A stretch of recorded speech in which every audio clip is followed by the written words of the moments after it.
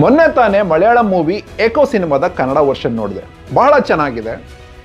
ಇದರ ಕ್ಲೈಮ್ಯಾಕ್ಸ್ನ open ended ಆಗಿ ಬಿಟ್ಬಿಟ್ಟಿದ್ದಾರೆ. ಯಾರ್ಯಾರು ಮೂವಿ ನೋಡಿದಿರೋ, ಬಿಗಿನಿಂಗಲ್ಲಿ ಮಾಲತಿ ಮಲೇಷ್ಯಾದಲ್ಲಿ ಇರ್ಬೇಕಾರೆ ಅವಳ ಗಂಡ ನಾಯಿಯ ಪ್ರೊಟೆಕ್ಷನ್ ಕೊಟ್ಟಿರ್ತಾನೆ.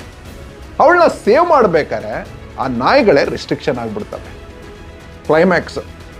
ಕ್ಲೈಮ್ಯಾಕ್ಸಲ್ಲಿ ಕುರಿಯಾಚನ್ನು ಯಾವುದೋ ಬೆಟ್ಟದಲ್ಲಿ ಔಸ್ಕೊಂಡಿದ್ದಾನೆ ತಲೆ ಮರೆಸ್ಕೊಂಡು. ಅವನು ನಾಯಿಗಳಿಗೆ ಟ್ರೈನ್ ಮಾಡಿ ನಾಯಿಗಳ ಹತ್ರ ಊಟ ತರಿಸ್ಕೊತಾ ಇರ್ತಾನೆ.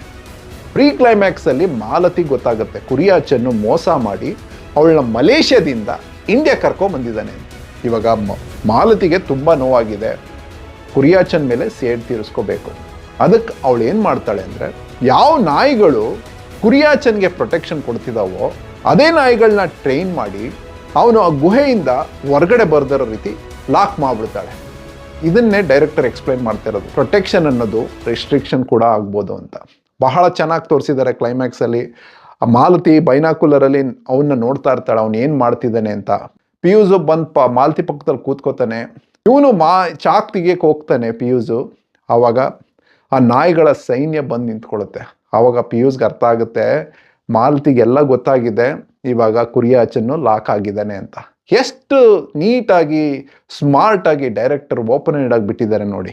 ನೀವು ಮೂವಿ ನೋಡಿದರೆ ನಿಮಗೆ ಕ್ಲೈಮ್ಯಾಕ್ಸಲ್ಲಿ ಏನು ಅರ್ಥ ಆಯಿತು ಅನ್ನೋದನ್ನು ನನಗೆ ತಿಳಿಸಿ.